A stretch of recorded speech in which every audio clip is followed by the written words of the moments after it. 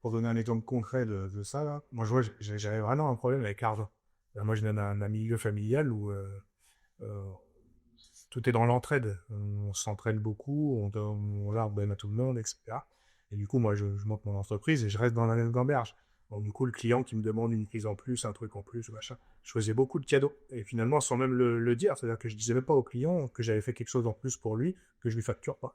Alors après, derrière, quand le client vient me dire qu'il n'est pas content pour tel ou tel problème, ça peut j'ai noté parce que avec tout ce que je lui ai donné, en plus, il se permet de critiquer, etc. Mais le mec avait pas conscience de ce que je lui avais donné, je n'en ai pas parlé. Et après, pareil, je me dis, j'arrive pas à gagner mal, mais c'est normal, je chiffre pas au bon prix. Mais parce au départ, le problème, c'est pas le client qui veut pas payer, c'est moi qui de toute façon fais des devis trop bas parce que quelque part, j'ai peur de l'argent.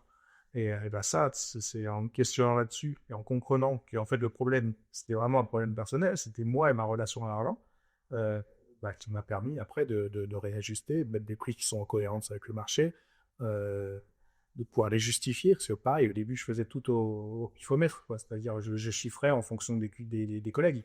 Mais quand j'ai compris qu'en fait, bah ouais, j'ai une société, j'ai un sac à dos, il faut porter le sac à dos, il faut porter les charges de l'entreprise, et du coup, mon prix doit être en relation avec ça.